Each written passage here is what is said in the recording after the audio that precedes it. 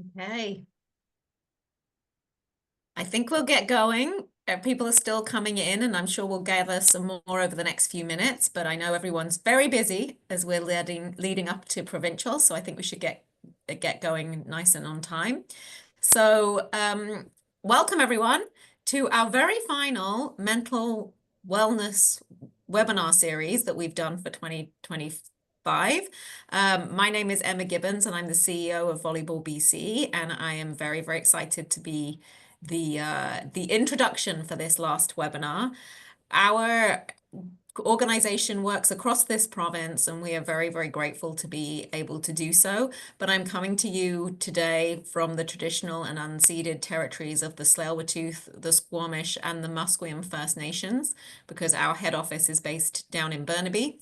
And yeah, I'm just very, very grateful for the opportunity to be able to play and enjoy volleyball and to live in these amazing province. So the genesis behind this webinar series came from our members because every year we ask them, how can we better support you? And one topic that we always have come up is more resources in terms of mental health and well-being. And so this has been, I think, our third year of doing a webinar series, and we like to run monthly ones in various areas that and reflect the topics that people have indicated that they're interested in hearing about. And one that came up specifically for referees and for our official community was around performance anxiety, particularly around the big tournaments that we hold. So we thought that this was very appropriate timing as we're headed into the provincial championships to have this webinar today and to share some tips and techniques and thoughts about how you perform in those pressured environments. So without any further ado, I'm going to hand it over to Dr. Shaunna Taylor to do introductions. We've also got Shanice and Derek here with us, who are two of our mental health ambassadors, and I'm very excited to listen to what the three of them have to offer. Oh, one last housekeeping note though, please do post any questions that you have in the chat or in the Q&A, and I will help moderate and flag them to Shaunna so that we can address them as we go along. Over to you, Shaunna. Thank you. Thanks, Emma. And yes, I'm really excited, and I'm so glad that we are including the dimension that supports our officials, because we can't do sport without you. And we're so appreciative of the really challenging but also integral job that you all do to make sport happen and to keep all the sports personship running. And I've been working with officials really for my entire career all along. It's been a big part of the sort of the trilogy of the groups that I work with. So the athletes, coaching or technical teams, and then officiating teams. So in the past, the chair of the Canadian Sports Psychology Association, and I'm currently an adjunct faculty at UBC Vancouver as well. I'm also super excited that I have my two amazing colleagues, Shanice and Derek, here with us tonight, who both have a wealth of experience and are both now still working in service of the volleyball community, but in different capacities as players. So Shanice, who is also coaching, and Derek, who is working as a counselor and integrating all of his skills into his practice and passing on those skills to his client base. So really thrilled to all be here with you. And I don't know if I can introduce you, Glenn. I mean, you're here too. You seem like a bit of a rock star as well. You know, I feel I'd be remiss without saying that Glenn's part of our dream team. So please feel free to jump in at any point, Glenn, if we need that sort of live and in action officiating perspective. And thank you. I definitely will. And I'm helping Emma monitor the chat. So if anybody has any questions specifically refereeing based, I'll help her out on those. Fantastic. Thank you. So we were thinking about, and we did form, your questions will form a lot of the themes that we're going to go over tonight. It is different than last night. Actually, we had back-to-back some webinars that were geared towards parents and families, and then coaches specifically. So yours is a little different because you play a very unique role. And so some of these skills and concepts have been modified to really suit the officiating context. And so these are sort of three more global themes, but there will be some other additional things as you see as we go through. So building perspective, self-regulation, so just managing all the thoughts and emotions that come up during the course of especially high pressure events, And then just building resiliency and grit and ways that you can de-escalate situations or maintain composure when you're in those high stress environments. So like I mentioned before, at any point, if you want to move into a different direction, maybe that we're not covering, I'm trying to cover all of the questions, but if there's something that comes up, that's the beauty of joining us live. If you're with us, please put it in the chat box, but otherwise we'll move forward and we're monitoring the chat box as we go. I always like to make sure that I draw attention to using language and being aware of the language that we use. And I know that it's incredibly important as an official that you do maintain a level of mental toughness. This is a term that's been around for a really long time in my field of sports psychology. But I want to also make sure that we balance it with a term that is similar, but yet I think a little more global in nature and maybe more in keeping with where we're at in the mental health landscape now, which is making sure that officials aren't just feeling mentally tough, but that they are mentally flexible and that they have a sense of emotional agility and can adapt depending on the situation. So these are some of the skills. We talked about these same skills with the athletes in the first webinar and their parents, and then the coaches, and now you. So it'll have a little bit of a different flavor when it's going through the eyes and the experience of an official. One area, as Emma said, it seems to come back again and again every year, is how do we manage performance anxiety? And I think we really want to begin again by a reminder on what is anxiety and why it actually serves an important role, and it's an inevitable part of something that's important to you. So you do, as I mentioned earlier, you play and you do a really important job and role in your sport. And without it, we couldn't do what we do in competition. However, it also means there is an extra layer of responsibility that you bear that is different from the other players in the game. So anxiety is certainly going to be, you're not immune to this idea of anxiety. If you care about something and your brain is interpreting any form of threat or some kind of uncomfortable or challenging scenario, we will experience anxiety and our nervous system will respond. And depending on the person, especially if it's an inexperienced official and they're not maybe as used to some of these feelings and the challenges involved in your tasks, it might become more difficult to manage. And sometimes our brain almost overcompensates. And this is where we might feel really uncomfortable symptoms like, the verge of panic or a spaced out feeling, or even a spinning room, or some people even experience panic attacks when they get to that stage as well. So we want to make sure that we understand and honor the fact that all of us are going to experience anxiety in a variety of different settings in life. But when something is really important to us and the stakes are a little higher, we may, if we haven't rehearsed some techniques to be able to manage higher levels of anxiety, we may be in a lot of discomfort. So let's talk about it and let's start to plan in advance. And let's try to see if we can buffer ourselves from that sense of overwhelm and instead use that anxiety and heightened awareness to keep us alert, make good calls, stay really present. So these are some of the skills we'll talk about tonight. This was one of the questions, or the way that it was framed in looking at these high stakes moments as you move into provincial. So as officials, how can we reframe these ideas of high stakes moments, or my fear of making a mistake? How do I manage that, essentially? So that's where we're going to start with our first topic, is how do we maintain a sense of perspective? Everyone's going to feel a certain amount of worry, right? And pressure and this apprehension when you're heading into a big game, especially if you know that the two teams that are in the contest, they both really want it. And so it's your job to keep things level and to really manage. I like to call it the confident or decisive conductor. Think of the game in front of you, or the match is the orchestra and you are the conductor.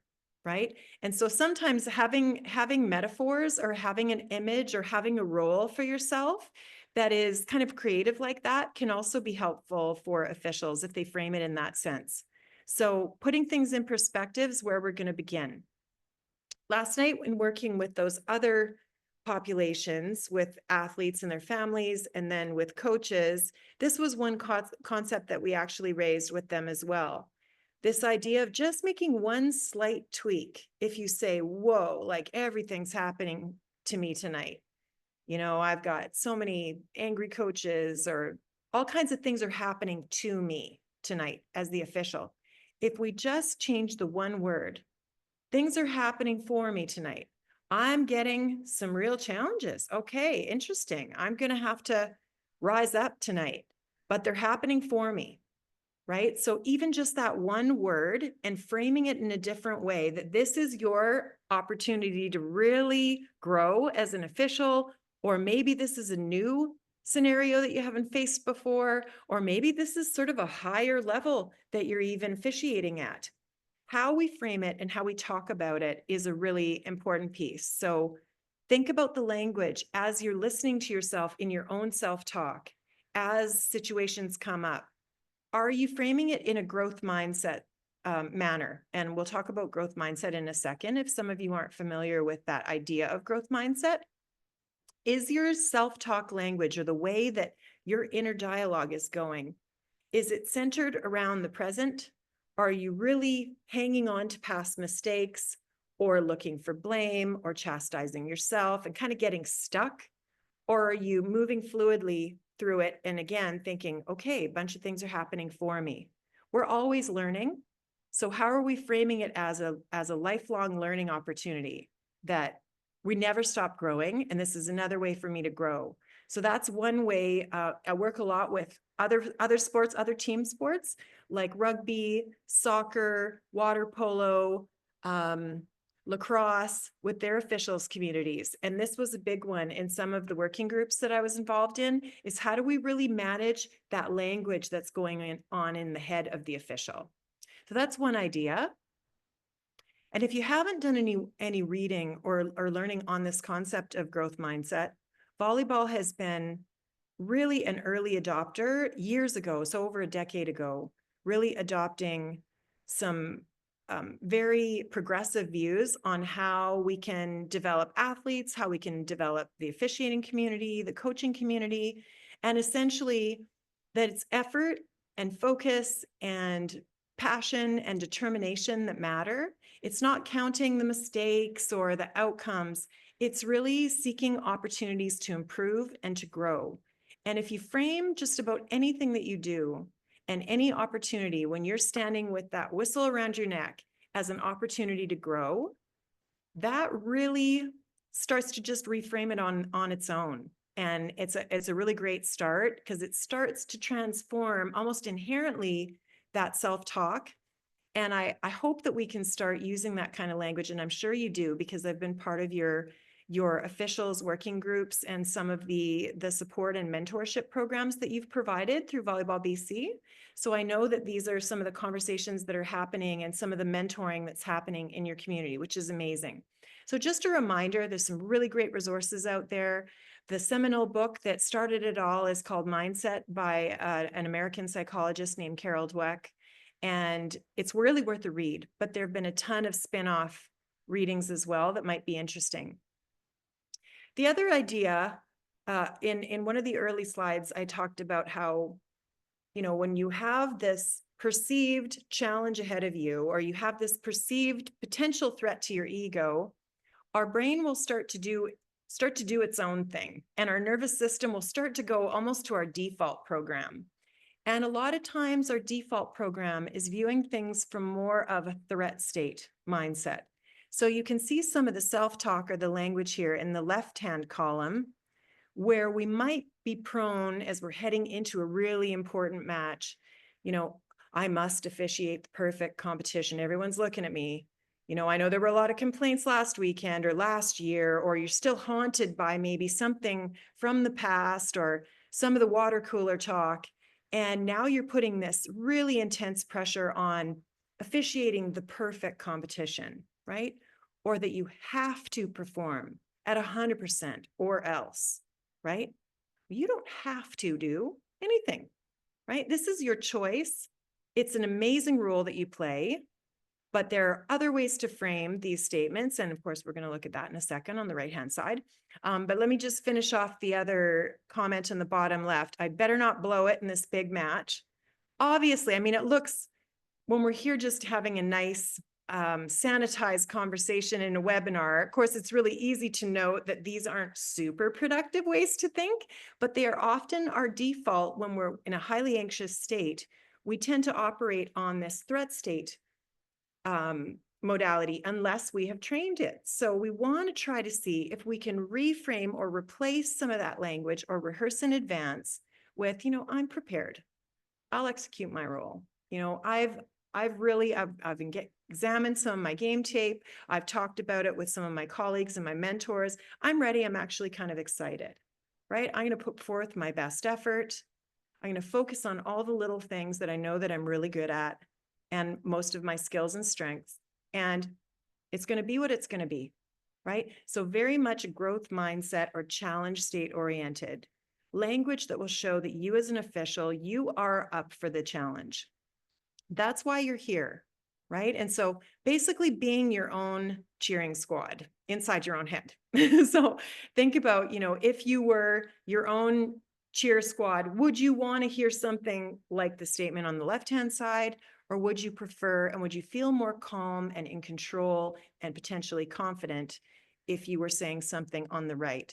So just paying attention to some of that very automatic thinking and language that occurs in all of our heads when we're doing our own self-talk.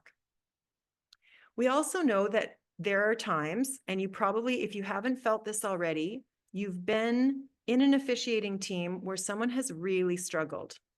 And maybe it wasn't even anything to do with volleyball. Maybe they had a really rough day already.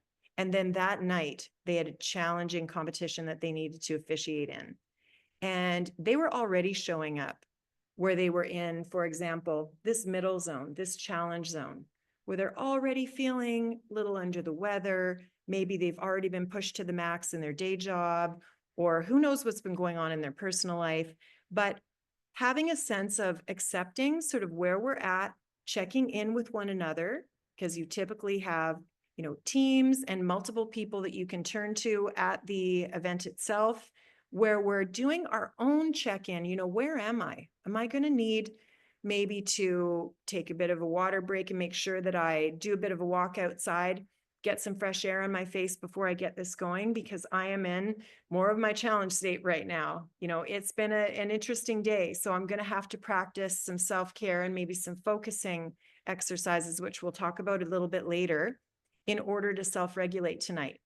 So just being honest with ourselves about where we are and knowing that that's okay, because you're just a human being like everybody else. Some coaches are showing up just like that as well. Some athletes are showing up like that. Some of the folks in the stands are also showing up like that.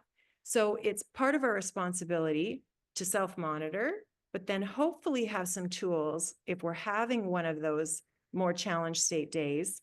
What are we going to do about it? And those tools, actually, those are also available, Emma, in the chat's disabled. Whoops. No, it's all right. We're using the Q&A instead.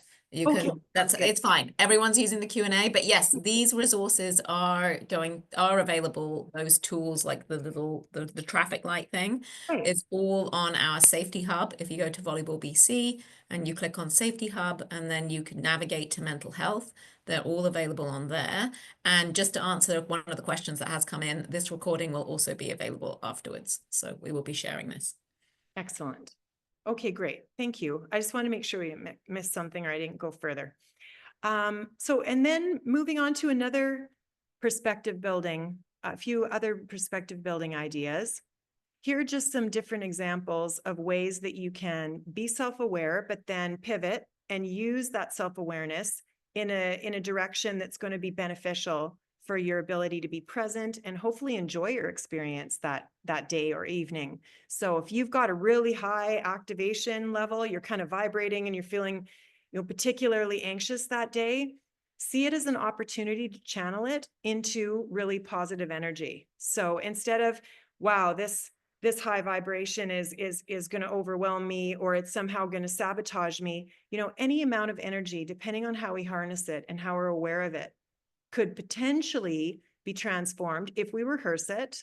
And if we've got, we'll discuss it in our next section, some self-regulation tools where we can redirect some of that energy. So how we frame it and how we approach it is key. The second one is, let's think about, you know, why volleyball, right? Why this game? Why this role that you're in? Think about that love of the game.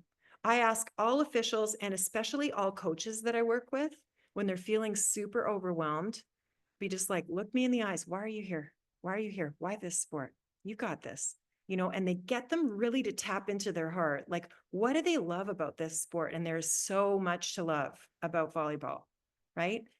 It is truly one of the most sort of team-oriented sports. It tends to produce some pretty great humans, you know, not just great athletes, but some really great people. And it's a highly social environment. It's got multiple disciplines. I mean, there's so many reasons to be proud of being part of this volleyball community, especially in BC, where it's such a popular sport. So go over that love of the game. And sometimes that can buffer us a bit, especially if we're in that yellow zone. It can start to trend us over towards the green. Oh yeah, I'm proud of being here. I'm proud of being part of this community. I love this sport. That's why I'm here, despite all the challenges, right?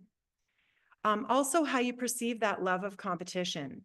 So the fact that things are going to get heated, things are going to get activated, right? But that's why you do this. You don't do this for boring, you know, kind of like everyone's falling asleep games, right? We do this because we love the action. It's a very high action sport. You have to stay very focused as an official. In particular, I miss a lot. I don't know how you catch half of the stuff you catch, but I'm also not trained. I don't have your training, but I think it's a really exciting game to watch. So how you perceive that love of competition. So if you go in and your perspective is that I'm going into this because I love the competition and I love being that decisive conductor, right? That manages the orchestra. I love that. I thrive on that. If you tell yourself that, it's far more likely that your nervous system is going to respond like that. So we are all very highly open to suggestion. Just the vast majority of time during the day, we are not even aware of the thoughts that we have. And we don't even take any kind of conscious action or deliberate thought. We're just letting them happen. So with mental training, we're trying to actually train people to be more present in their thoughts and feelings, and also be able to hopefully transform some of them that don't serve them anymore, or not in that particular moment, right? And then the last one too. So being an official, it's a tough job. You know, it's challenging, it's tough. It's also really exciting. It's also critical. So how have the things that you've learned as an official, how have those served you outside of sport? Maybe as a parent, or in your social life, or in other aspects of family life, or who knows, on the job outside. So tons of reasons to really build that perspective and be proud. And that will help buffer you when you're in those moments of higher stress and tension. It also means that we're leaning towards feeling a sense of gratitude. When we reframe something as being more positive and beneficial in our life, we're expressing gratitude. And every time that we trend towards expressing gratitude, especially consciously and deliberately, we start activating that part of your brain in your prefrontal cortex that activates neurotransmitters that are the feel-good neurotransmitters like serotonin and dopamine that contribute to our well-being and better moods. So we're actually helping our mood, and we're helping to buffer our sense of well-being when we're creating those gratitude moments. It's actually neuroscience. It's not just hearsay or, gee, it's a nice thing to do. Science has shown this is what we want to be doing as a general practice, in fact. So whether you're on or off the court, it's a great idea to integrate gratitude into your life. Another way to build perspective too is to create plenty of opportunities for reflection, because again, you can't be a truly lifelong learning official if we're not taking note and we're not also being self-reflective, including constructive and a critic of our own performance. And hopefully some of these ideas on this slide will resonate with you. I'm sure you're already doing some of them already, but I thought I'd bring up a few here because these can really help with that growth potential. So keeping a reflective journal that's just for you in your capacity as an official. So keep it as it is sort of your volume of you as you're improving and learning and growing. And it will eventually, you know, in a way, I guess you could say it's you're building your memoirs, right? But also if you one day become a mentor, this will be a really great track record and some of the really important learnings that you'll be able to pass on to your mentees. So I'm a big fan of reflective journaling when you're an official as well. And I encourage coaches to do the same thing. Make sure that you've got a group or a pair, someone with whom you can debrief and you can go to for the after action meeting, whether it's that same day or at the end of the tournament or over coffee the next morning or whatever that looks like. And I know that you have some mentorship groups and you have a women in officiating group and all kinds of really great official, I don't know if they're called mentorship. What are they called, Emma? The mentorship I think task. that's a Glenn question and not me. I think Then they are what is it mentors, called? the mentors Yeah. in the program. We have different female development initiatives, and we have mentorship groups that we run as well. So I'm Yeah. not sure specifically what you're talking Well, there was one where it was a couple of years ago where it was with the rally. We were training the mentors, you're right. Right. Yeah. There was that session with the other sports that was held downtown. Yes, Right. that was training the individuals that go out and support the referees. Exactly. And then, yeah, I've been involved with some of the ones where specifically trying to encourage and retain more women in officiating as well. So you've had some really great initiatives at Volleyball BC. So, and then also keeping track of your officiating goals. That's another one, which we'll quickly talk about in a few minutes.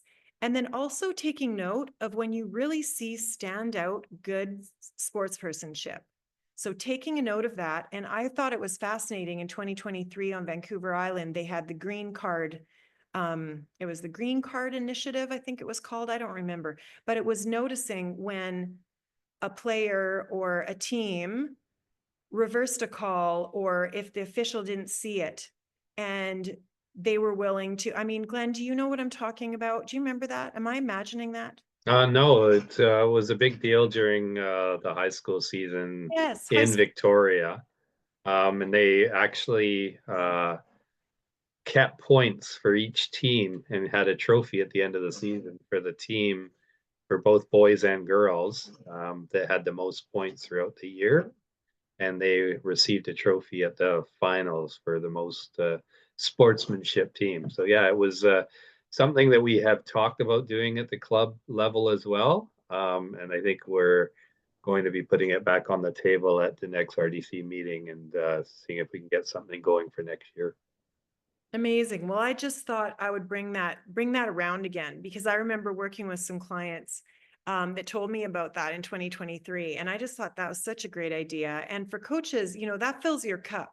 You know, that's the whole thing. It's your reason for being is to enhance and encourage great sportspersonship, right? So noticing that and having ways to show recognition, even if it's just you noticing and keeping track and being able to pass that energy forward, that's great. So these are just some other ideas to enhance reflection and really being super present and keep growing and honing your skills. And so just a further comment on the idea of goal setting, making sure that you as an official have some of your own process goals. So those things that you do every day when you show up. So it could be your pre-performance routine that you go through, sort of your own warm up, your own self-care, or your actual performance goals. So the decisiveness with which you make a call, some of the internal triage that's going on up here in your decision making, the way that you perhaps are really working on decisive and clear communication. So setting some of those performance related goals, as well as some of those daily habit goals, And hopefully that really adds to your motivation and keeps people retained in this really difficult but super important role in volleyball. Shaunna, can I just jump in quickly? Sure. Is there any study that's been done as far as, because I know both when I played sports and when I referee, or even when I coach, when I show up on early and have lots of time to prepare, I feel like I do way better than if I'm running late or hit traffic and rush in right before the game. Is there any surveys or anything done as far as preparation versus non-preparation and how it affects your performance? Yes, well, there's been a ton of work done for athletes, absolutely, and work done with coaches. Officials, not as much, but there's been some work done by officiating in the UK, where they've tracked a cohort of, and predominantly, honestly, it was football/soccer that they followed them along. And the officials who prepared and came, well in advance, all those habits that you were talking about tend to fare better. They have far less pushback. They tend to be perceived as making better calls, and honestly have the sort of longer career growth than the ones that are sort of fly by the seat of their pants arrival. Yeah, I think that's more anecdotal with the football officials, but I could only assume that if preparation and managing our nervous system and feeling prepared and being able to access our brain in a fulsome way as an athlete or a coach, it's got to work the same as an official, right? I think it just makes so much sense, right? So, but we definitely need more research, I think, and some empirical evidence. I think it would be a really interesting project to be able to follow officials in the same area. So thanks for that question. I fully agree. And then, I just wanted to hear from Shanice and Derek too, because they have both, so being players at a high level and in multiple sports too, feeling those pressures in volleyball, but also the ways that they viewed pressure and how they kept the pressure in perspective and how they use that to grow in both the athlete role, and now they also have other roles, maybe not officiating roles, but I wonder if they wanted to share some of their perspective building ideas with the group tonight. Whoever would like to start. I can go. Thanks, Derek. Yeah, I guess I can maybe go more it sounds like you're asking more personal. Maybe I can see if there's some ways in which I might connect from a officiating lens, but I think it's fair to say it all kind of translates on some level. Yeah, I think one thing that was sort of jumping out to me today around this topic was this idea of finding, especially in those just like big pressure moments when all of that kind of, I think about, again, maybe it's a call that didn't go a certain way, fans reacting, and sort of that big moment where kind of all eyes would be on you, and sort of the aftermath of that, and it's just that idea of like taking the bigger picture, I guess, is sort of like that kind of shift that really helps for me in a lot of situations where I'm feeling that pressure, because it's like that one moment can feel like everything. That one mistake or whatever it is, not even a mistake, but just that call, or that play or that situation, we can so easily just like hyper focus on it and make that the end of the world in some sense. And so I just think about finding ways and moments where you can kind of step back from that. And this might feel a little bit hard as in the officiating, but whether it's like during like a timeout or whether it's during in between sets, if the end of a set doesn't, kind of tends to lead to a bit of a riff or whatever, people are kind of upset about it. I just think about those as moments of like, how can we, find ways to sort of center ourselves a little bit and being able to kind of take in the bigger picture of, okay, where am I right now? Oh, right, I'm at a volleyball tournament. Okay, right, I'm at a volleyball game, and this is sort of what is normal. Like there's a lot of emotion going on here, and a lot of things happening, and this isn't just me. This isn't just like the whole world is now, because sometimes it can feel that way, where it's just like the whole world is like centered around me in this moment. And I think just finding those ways to kind of like almost like orientate myself to like, where am I? And in that, hopefully remembering that like, oh yeah, this is kind of what happens in this space. There's a lot of emotion going on. People are passionate. People are very fired up. And it's hard to kind of be in the middle of that, but just being able to have that perspective, I think sometimes of seeing the bigger picture is, I think, something that helps me, especially when I'm just in high intensity moments of, and whether that's kind of by releasing some of that pressure to be, okay, it's not all on me. I'm just a part of, I play a small role in the grander scheme of this thing. I think something in there kind of like jumps out to me. And even then just like normalizing also like just the pressure and the feelings of pressure that like, oh right, that's a normal feeling to have in a moment like this. That's a normal thing to experience. Those ideas kind of jump out to me just as maybe a little bit helpful in moments like that. Thanks so much, Derek. That's a really great perspective. Yeah, just being able to ground yourself and sort of zoom out and go big picture, right? So that it doesn't feel so overwhelming and that it's all on you in that Yeah, moment. and even doing that, literally, if you want to take like a second, like close your eyes and almost like imagining yourself watching yourself.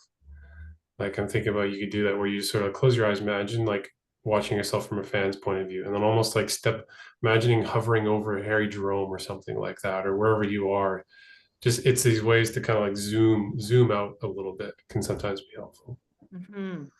That's I, an awesome idea. yeah, I just wanted, from what Derek said, from a referee perspective, I think it's important to go into those moments and not try to get wrapped up in what the fans are doing or what the teams are doing, and just have a conversation with yourself during that downtime, and tell yourself, oh, it's 13-13 in the fifth set, and stay focused, or have a conversation with your R2 if you have the ability to do so, and just help each other control the moment, and not get wrapped up with what's going on around you, because in reality, if you can control what you're feeling and your emotions, it's not going to matter what's happening around you. So, just being able to have that conversation with yourself is really important. Thanks so much, Glenn. That's why we need you to keep jumping in. Okay, thanks. So thank you, Glenn. And then Shanice, do you have anything to add as well from your experiences? Um, Nothing that I really think is of value.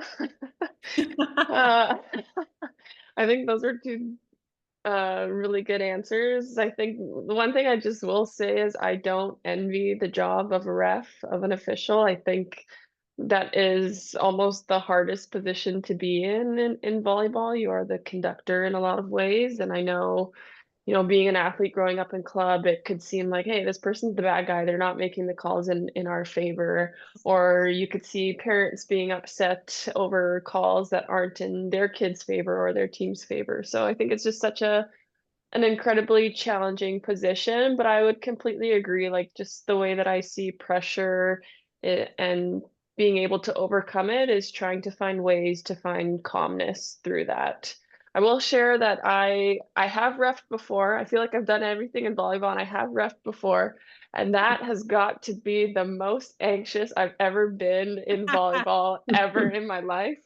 I had to do it at a high school tournament every year when I played university. But by my fifth year, I got to a point where it was like, I'm not a professional at this, but the way that I can handle being in this position is being so clear and like calm with myself and what I'm doing. Am I going to screw up? Probably. I'm not trained to do this. Do I know the game? For sure. But if I can just be calm and clear and direct, it'll make my job easier and it'll make how I feel about what I've done easier. That's awesome. So coming from Shanice, also a moment of gratitude for all you officials of knowing how hard it is. And it is not something that she does full time. Yes. So that's Can I amazing. ask Shanice a question? Do it. Shanice, as a high performance coach now, what are you looking for in a referee as far as giving that aura of calmness and control? Is there any personality traits, any traits of how they act that really Mm. shows you that they're in control and that you're going to have a good game today? Or is there maybe the other way around? Is there something that you look for as far as nerves, and maybe you can take take advantage of a ref because they're not in control of themselves? Like trait wise, is Yeah. there anything you look for? I wouldn't say trait wise, but what I do love now being a coach is actually just interacting with the refs and getting to know them and chatting with them before the game. I think that almost cuts where tension could possibly arise in a game because I've had a conversation. I know this person, I maybe know where they came from or what they like to do in their spare time. So it makes it a little bit easier from my end. But I think just the only thing is like, yeah, as a coach, I want to have a relationship with this person, even if it is really small, even if it's a super quick conversation. Because that means to me, they know what they're doing, they're confident in like who they are. And I think confidence in some capacity is everything in that role. Yeah, that's a great one. Yeah, confidence, right? And sensing the confidence. Do I see a question in there? Oh, I think that's just a comment from Liz. Is that I think to do with the female mentorship program, I believe, Glenn, that Yeah, there's going to that's it. be I'll more take care of discussion. this. Yeah. yeah, that's great.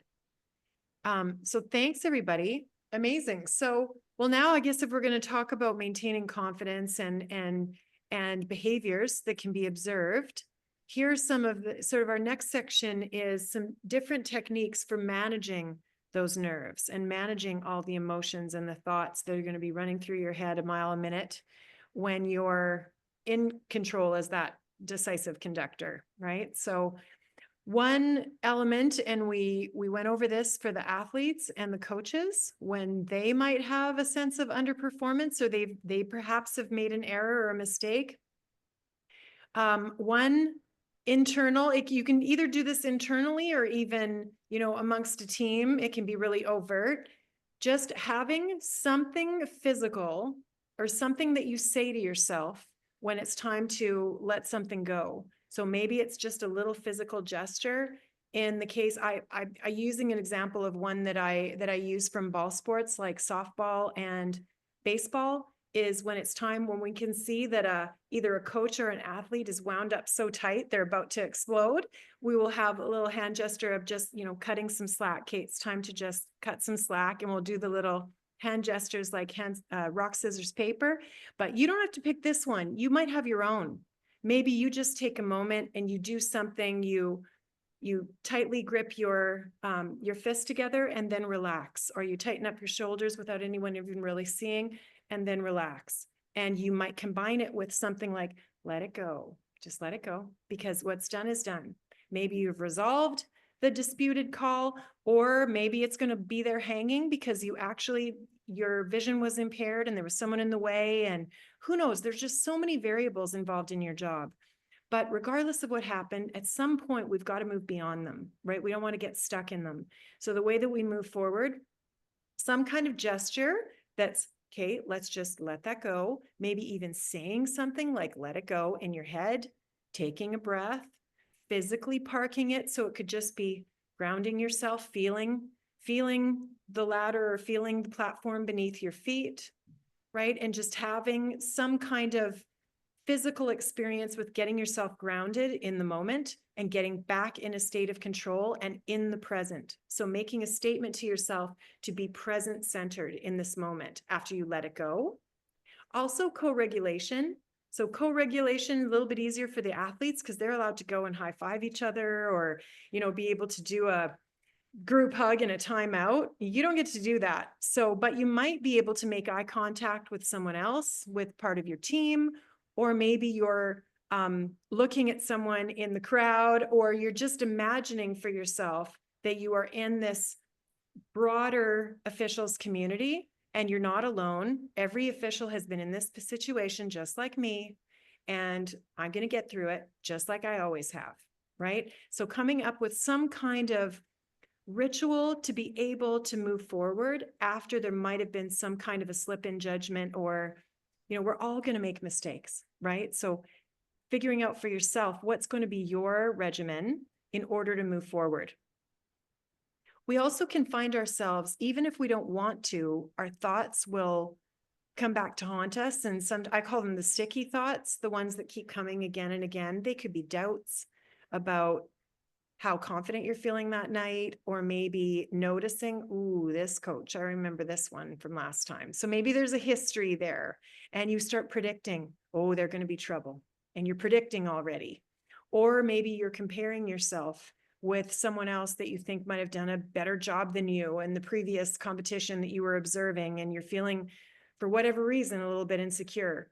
If we find that we're having thoughts that aren't particularly helpful and they're not going to add to our confidence, they're not super great thoughts to be rolling around in our heads. So what can we do with them?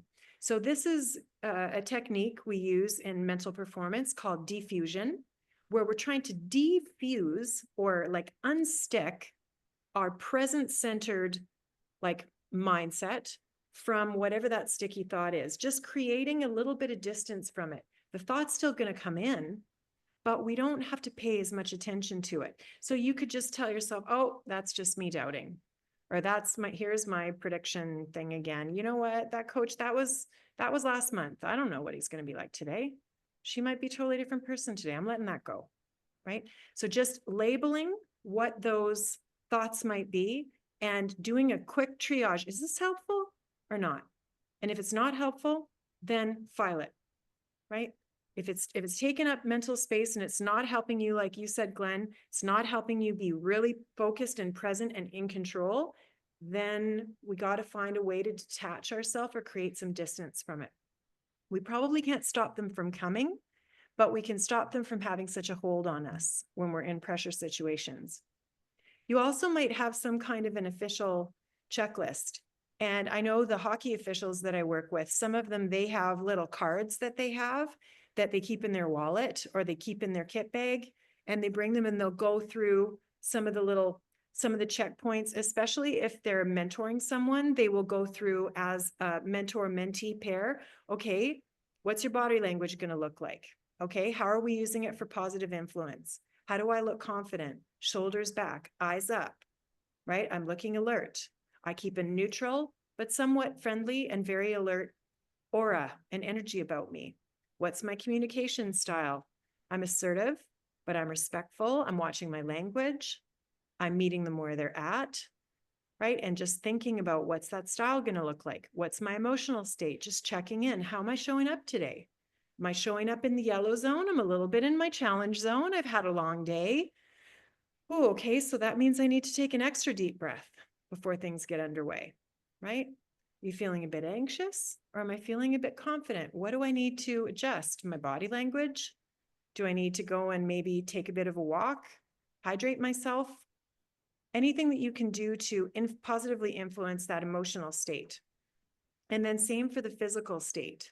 Actually, so I brought up hydration a little bit too soon. So hydration and things like getting a little break or going outside, getting a quick boost of fresh air and coming back in, whatever you need to do. And the final one is the mental focus. So how present am I? Maybe you have some cues that bring you back to the present. So it might be calm, focused, ready. So I borrowed this one from some hockey officials that I work with. This is kind of their go-to. I'm calm, I'm focused, and I'm ready. And they'll just say that to themselves, boom, boom, boom. And that really helps them kind of get into that zone that they need to be in. And over time, those words take on almost a life of their own. So you could think about your own checklist. It doesn't have to be these 5 things, but these are pretty logical dimensions that you might want to look at. You also, if you haven't already, we know how beneficial breathing is for athletes. We know that a lot of coaches could benefit from doing this before they have a meltdown as well. We all have the potential to be very emotional and sometimes lose perspective. So enhancing and getting a little more oxygen in those lungs and through that bloodstream is really important. So this is just a simple technique that you can do in preparation. It's definitely one if you are a mentor and you're working with a new and very nervous and extremely sort of agitated or worried new official. Box breathing is a really great way in a discrete moment. Maybe they're still in a dressing room, or they're in a washroom taking a break. This can be a really great way for them to just ground themselves and reset. You can also do it discreetly in plain sight too. You don't have to do the hands over the chest and close your eyes in front of an entire gym of people. It can be done with your eyes open, with your hands at your side, or just with one hand on your whistle. So there's lots of ways that you can incorporate box breathing, and it can be not the full 4 seconds. It could be 2 seconds or 3 seconds in and hold and out and hold. And it can really do wonders for a reset on your emotional state if you really need it. I'm wondering if there are certain things in particular because whether you're in a coaching role, official role, athlete role, for Derek and Shanice, that were helpful. And you shared some great ideas last night when we were looking at 2 different audiences, but what are some things maybe that come to mind that you'd want to be able to share about self-regulation with our officials? All right, I'll start this time. Thanks. I I feel like for officials, so for me as an athlete and a coach, big breathing is probably the best skill and the best tool to use to help self-regulate and to help get myself in a place where I'm like in my mind, I'm in my body, I know what's going on. And I feel like you could do that with officiating by using your whistle. So when the whistle blows, you're on, you're paying attention, you're focusing on what you have to do. When the whistle blows again, take a moment to be off, and almost using that, deep breath in before you make your call, you pay attention to what's going on, the call or the play is ending, you can relax for a moment. I feel like that would be, if I was an official, that's probably how I would try to approach it.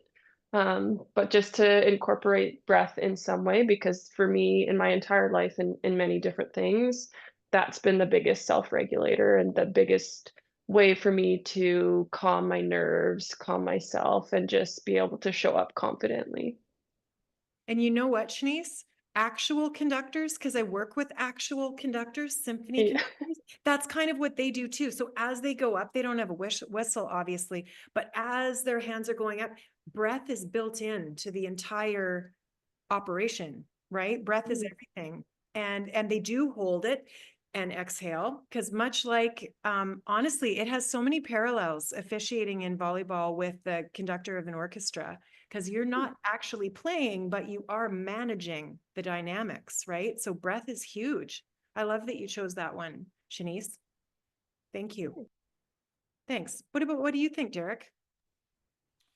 Yeah, I was thinking about something different this time, and it's a practice because I think the breathing, I'm like definitely with that, and it's just like finding different ways to sort of, because again, when we're in the moment, it's so hard to sometimes even realize just how tense we are, and we're not even really realizing like how much the intensity of a set just felt like it was a huge set, went into like the 30s and huge kill to kind of end it. Like we're gonna feel some of that. No matter who we are, whether you're a player, a fan, a coach, a referee, like we're all going to kind of be feeling some of that, the intensity of that moment. And so a practice I like doing sometimes too is it's sort of like a progressive muscle relaxation practice where essentially you're kind of almost like intentionally kind of balling up. So like creating some intense, like whether it's in the shoulders or even just in the arms or in like the chest or in the thighs, just like kind of taking a part of your body and like letting it kind of tense up and then letting it go. And doing that maybe a cycle of like 2 or 3 times I find helps. And what I find I notice from it the most often is just like how much tension I was kind of unknowingly holding on to. It's not until I kind of amplify it that I realize like, oh, I was actually like holding a lot of tightness in my shoulders, or I was really feeling a lot of tightness in my stomach or in my hands. And so that kind of way of like just letting some of it go physically can really help just tune in a little bit of like, oh yeah, okay, I'm actually feeling this a little bit. And even with that, kind of even with the breath saying, again, after a set or in a timeout, just a quick question of like, how's my breathing? Like, am I breathing into my chest or into my belly? Am I really fast breaths? And that can be helpful. And then with all of that, I think if we can kind of catch ourselves in that and slow it down, I'm also big on just like finding ways to offer more like supportive kind of self-talk or supportive like language of, something like, I'm doing my best. I'm doing the best I can. And I also love this frame too of like, I'm doing the best I can and I can do better. Like there's a growth side of it too that says up until this moment, I've just been doing the best I know how to do. And you know what, maybe there's some ways I can grow. Maybe there's some ways I can dial it in a little more. Maybe yeah, okay. And it's a not an either or, it's a both. There's room for both acceptance and change, you might say. So I don't know, those are like a few ideas that kind of come to mind. Those are great ideas. And then you can do the 1-2 punch with the breathing with either of them, right? So thank you. Those are two really great perspectives for officials to use. What about you, Glenn, to add to Shanice and Derek? What are some things that you like to use or that you recommend that officials use for sort of that regulation? Well, I'll be honest. I'm way too old for this breathing stuff. This is way too recent for when I trained myself. I'm a big talker, like I said before. I think taking every opportunity I have, whether it's in between a timeout or in between sets, I'm always talking to myself and telling myself where we are in the match and what I need to focus on and just being really present. And again, a lot of it's positive. You're doing a really good job. We really need to focus. Only 4 more points left. Let's push this to the end. And same things I used to say as a goalie in lacrosse. You're always telling yourself where you are in a game and how you need to focus and what you need to focus on. And so I'll talk to myself like crazy. And I think the other thing is to have a water bottle available and to just be able to get a little water in your mouth and even going to that water bottle and getting yourself out of the moment. um I think it changes the complexity of the situation and gives you a chance to think that you're having a little bit of a break. So having that water bottle available, trying to do a bit of I do some stretching while I'm up there. Just I'll stand up on my toes just to, you're standing in the same position all the time, just feeling like you're in a little bit different of a movement often makes me feel more comfortable and gets me out of the static where positioning that you're constantly standing in. So to me it's just talking and movement as much as you can in between pressure points. Awesome. So we've got quite the menu there. So we've got breathing for those that want to enhance the breathing. We've got the perspective building and the muscle relaxation and sort of that self-compassion stuff that Derek was talking about that's so important. We've got talking and really paying attention to that self-talk and keeping yourself really present, centered, and encouraging of yourself. Also taking that quick drink, because I'd imagine also your mouth gets pretty dry when you're under stress too, on top of all of that. Plus you're standing in one position and you're in charge. And so being able to move is really important and stretch. So lots of amazing ideas that are just a great way to keep grounded, but also bring yourself back to the present. So whatever works for you, right? No one is more important or essential. It's all about what works best for you and your personality and who you are.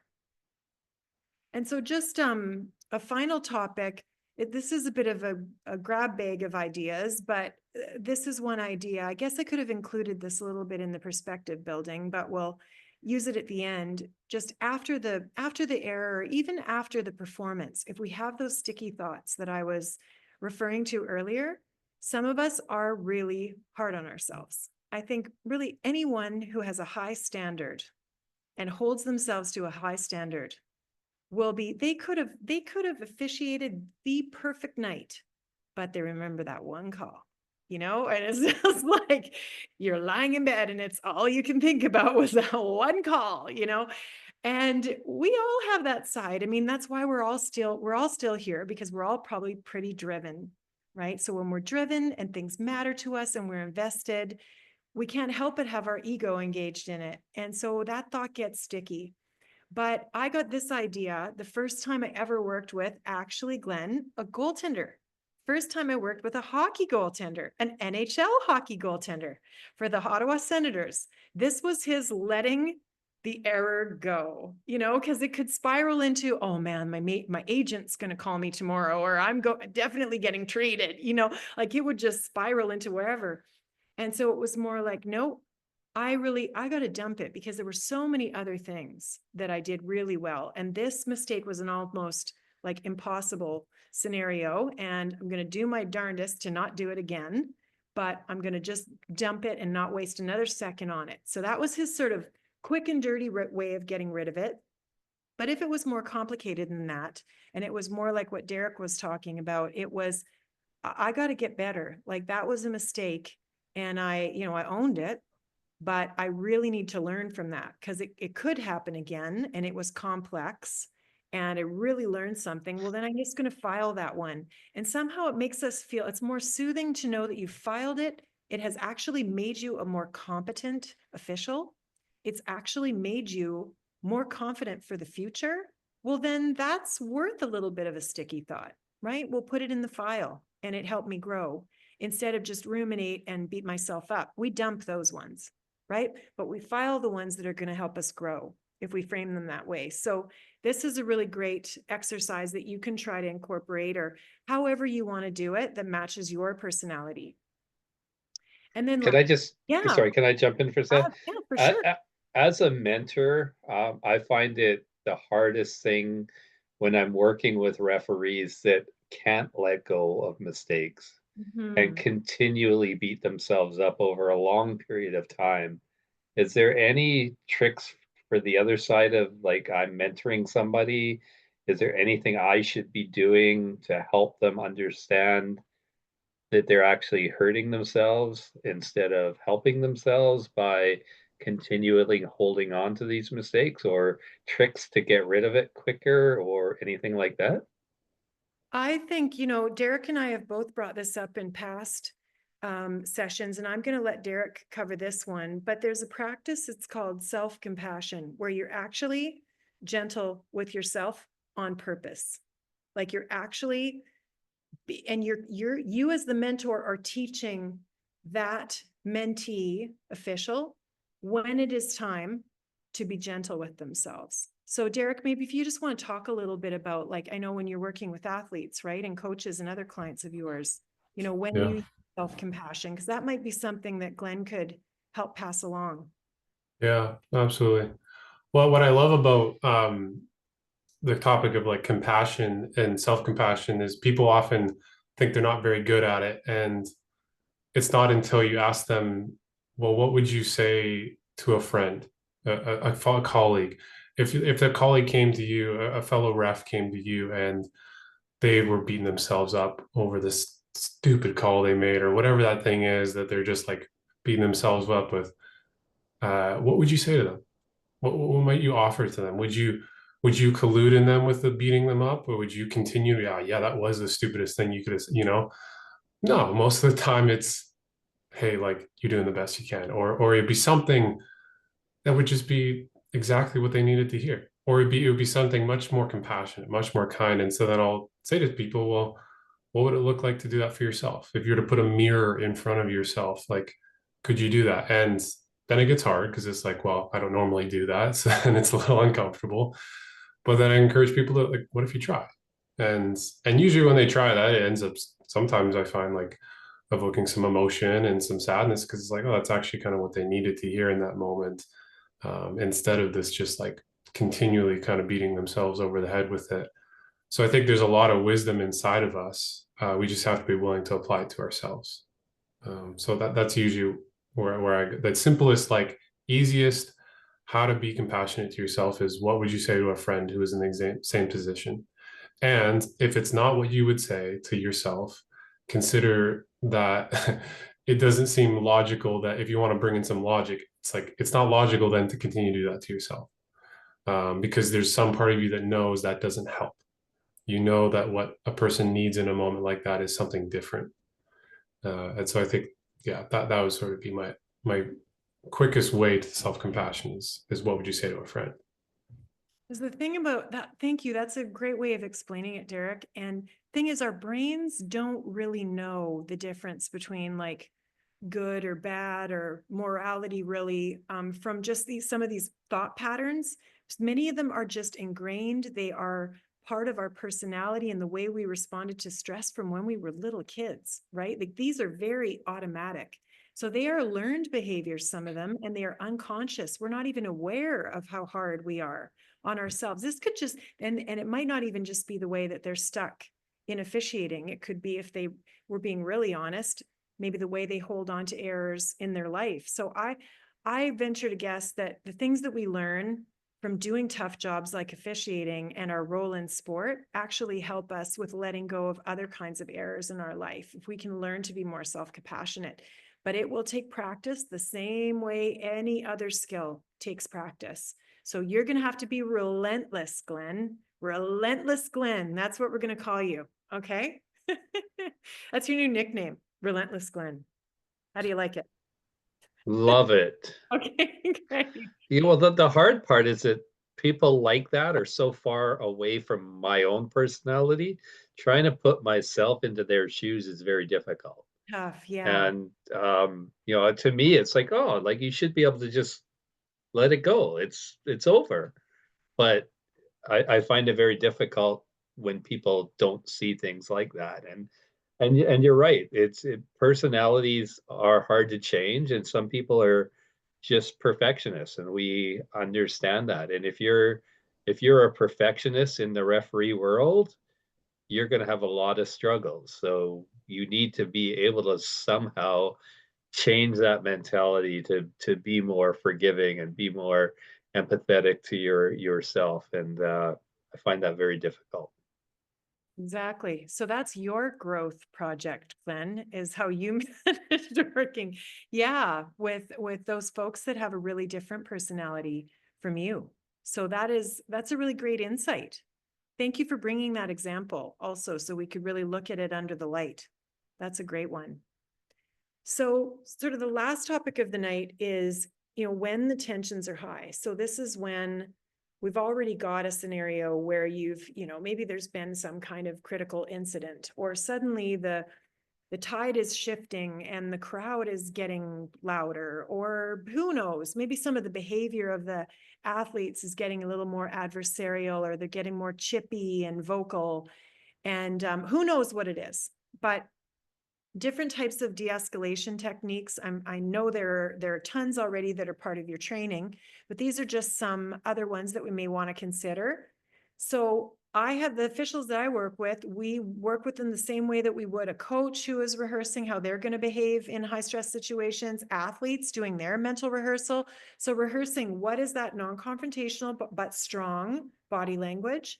And what does that tone sound like? So even practicing it in front of a mirror. So this is going to be me in that zone. This is what I'm going to look like. This is where my shoulders are. This is where my chin is. This is where my eye contact is, right? And practicing that tone and practicing that body language.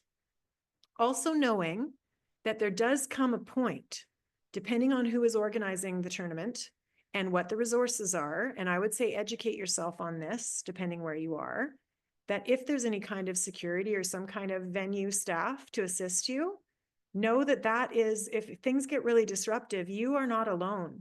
So ensure that that's part of your homework when you get there and you know it's going to be a high stakes environment. Who else do I have at my disposal to assist if I need to call on some assistance? Have the individuals who are managing the facility or managing that particular competition, do we know who the cavalry is that can come in to assist you too? Because this is a big one. I know I can speak for hockey anyway, hockey and baseball and many other team sports are doing a much better job of this, of just figuring out what the plan B is and who the cavalry is. So that's another idea that sometimes just creates a bit of, comfort in knowing that if you really needed them, you would know who they are if you would need to use them. Also, you talked about this, Glenn, earlier, reminding yourself like you're in charge, you're in the moment, only 4 more serves to go, 4 more points to go, right? Just staying in official mode. So talking to yourself, using that positive self-talk, striving to maintain that present-centered pressure management and focus on your role as an official. And I know for, working with orchestras, and I've started working with Vancouver Opera, for example, and other conductors, when they feel like they are really in the present and using that self-talk to sustain their performance in the present, anything can be going on and they are in the zone. So how do you stay in the zone? You stay in official mode. So you are always going to be the official. That is your job. And keep reminding yourself, I am the referee, I am the official, right? So just reminding yourself of your role is really another concept that you can do. Another one is trying to sort of galvanize yourself or create some protection against different types of behaviors. Everybody's different. Everyone's got certain behaviors that they really get under your skin, and just rehearsing, how will I manage it if this particular, maybe it's a coach or it's a parent that I've run into along the season, there's certain things that they do that really goes against the code of conduct.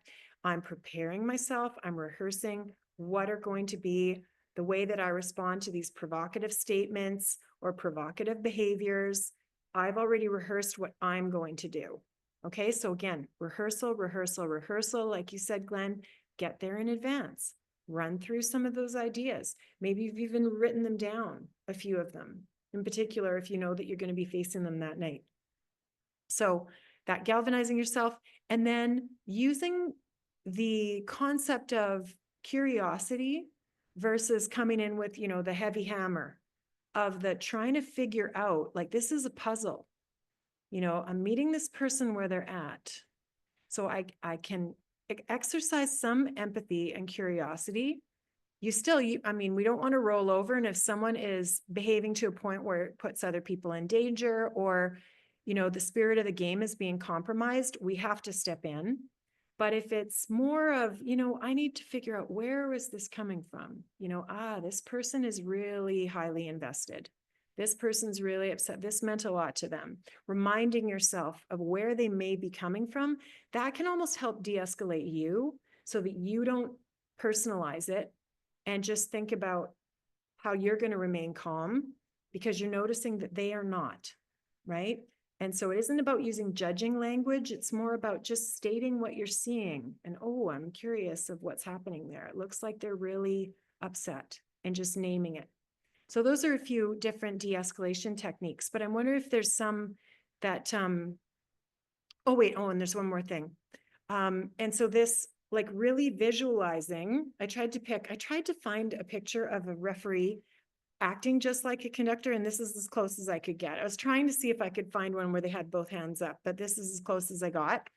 But just really visualizing yourself as being that very decisive conductor state, and reminding yourself, like, you play a really important role. Be proud of that. You are here to serve this really important purpose. Shanice gave a really great tip of just having that initial conversation, just to humanize the exchange that you're going to be having with each of the coaches, right? And being proud of that role, shifting things to gratitude and pride as well. But I'd love to know if any of you, so Glenn, Shanice, or Derek, have other ideas about that confident officiating or managing challenging scenarios that you might have experienced when people were highly, highly activated. If anything stands out for you that you thought we might want to mention tonight before we close things up.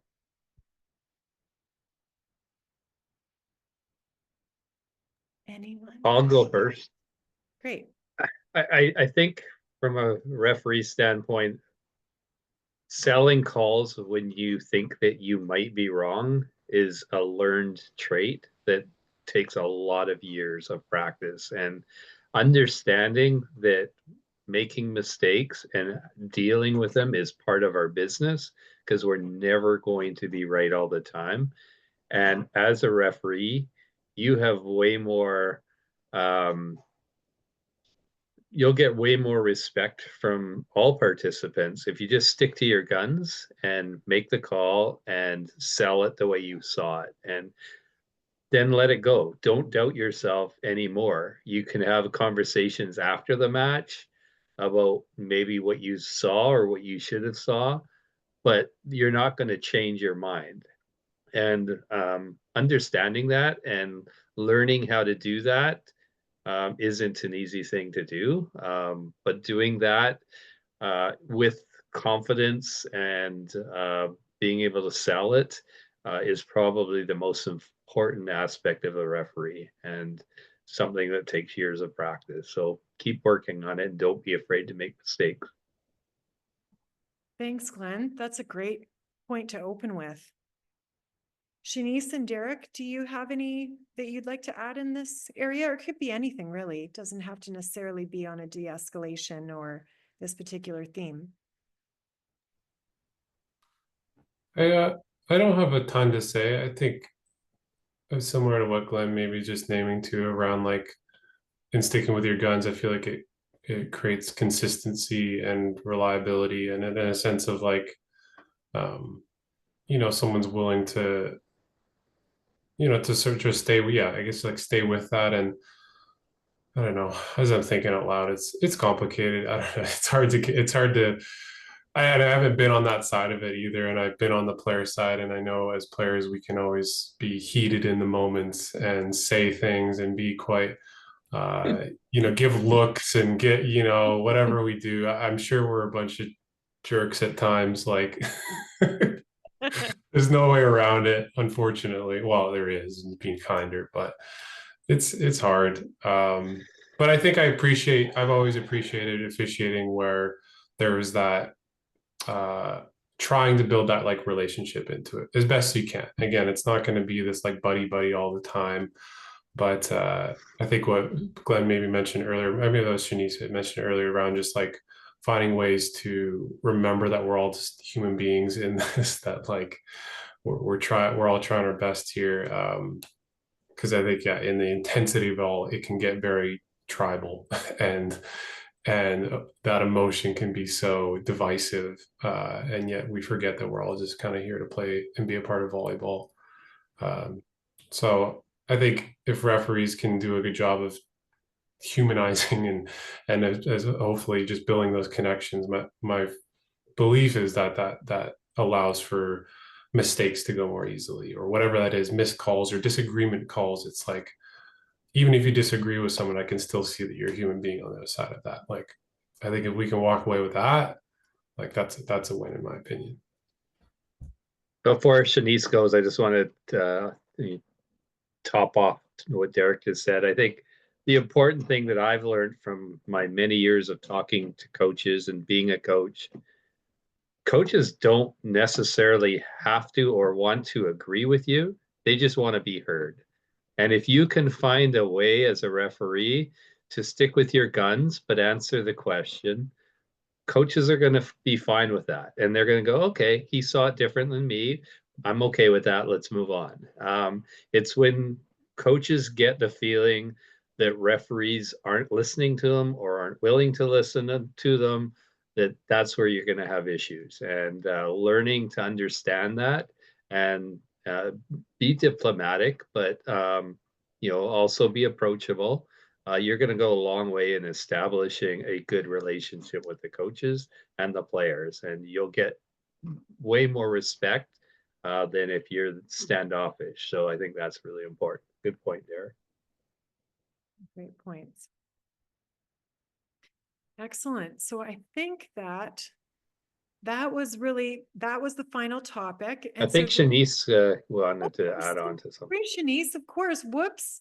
Sorry, we were referencing you, but we didn't give you a chance. What the heck? Sorry about that. Oh man, we're all fired. No, it's okay. Sorry. No, I was just gonna share that I am someone who ruminates on things. So I can imagine putting myself in an official role and having to deal with maybe a difficult coach or a difficult game. and having that like sit with you for, I don't know, maybe minutes after the game or hours after or even days after, and you're kind of hanging on to the mistakes that you made. Um, and I think just the one thing to remember, and this maybe goes for life, or maybe this is just how I live my life, but at the end of the day, it's really not that serious. I think if we can kind of approach things with a we're all here to learn in every way, shape, or form. Even if you've been reffing for 50 years, you still have something to learn. Even though I've played the game for 20 years, I still have something to learn. And am I going to be perfect ever? Probably not. Am I going to make everyone happy? Definitely not. I think it's impossible to do that, especially as an official, because you are the one dictating calls. But I think if there's like ever any tension that arises or any kind of difficult moments, at the end of the day, in my mind, it really is not that serious. There's lots of bigger, more important things in the world. Did you do your job? Did you do it to the best of your ability on that day? Yes. And if you can answer yes, I think then that's all you can do and the best thing for you. And you just have learn to learn from it and grow and get better for the next time. That's awesome. And we also, Shanice, there was someone, Leslie made a comment in the the Q&A that she's an extra processor as well, and she has to deal with it too. So like just appreciating your comment of ruminating and going over and over it. That's great. Like, so you're not alone. I think there are a lot of us in different roles in sport, right? Really, that's sort of part of what makes us human. So thanks for bringing that to the forefront. So yeah, so now I don't want to skip over anybody. Emma, would you like to say something? I'm good, thank you, but I do relate to the extra processing and the ruminating. Yes, I think we all can, right? I have a friend who always says, actually, she always says to me, you know what, in my next life, I'm going to ace this. And I always think of that and I'm like, so am I, because like I've rethought everything. Exactly. Many times over. I know, we just need to be, yeah, you just got to believe in reincarnation and you're fine. So no, that's a great point. So many great ideas. I hope some of them, now I'll flip to the next slide, which is just hoping that it doesn't have to be 2 intentions and 2 actions, but I like to make sure that I have something just to remind people that have been listening and following along, that we're hoping that something's landing, something's useful. Maybe it's shifted your perspective, and maybe something has really landed with you, that even some behaviors that you want to add or change or modify or continue to do, you feel vindicated now that you saw that there are other people that believe in the same skills that you've been using. So hope that you found this useful, and thanks to everybody for being part of it. That was amazing. Thank you, everyone. I've just had a quick look in the chat and there has been a few questions that Glenn's been handling, but I don't think there's anything that's specific that is still outstanding. So it just really remains to me to thank all of you, Shaunna, Shanice, Derek, and Glenn, for coming on and sharing your experiences and sharing these tips and techniques. And I hope that everyone listening has come away with something that they feel that they can apply as we head into this really busy season, because as everyone recognizes, you play such an important role and we're like just value everything you do and we want to try and create the best experience for you. So without further ado, I'm just going to wish everyone a very happy evening, and I wish you all the best of luck as you head into regionals and provincials and all the other officiating that you'll be doing. Glenn, did you want to say anything? Or No, I just wanted to thank everybody for coming, and Shaunna, that's I always enjoy listening to you. I always get something different out of our chats. And Shanice and Derek, it was great to hear you, and hopefully we'll work together in the future. So thanks everybody, and Emma, obviously thank you for your constant leadership and for setting these all up. it's my pleasure. Okay, have a good evening, everybody. Hi, everyone. Bye.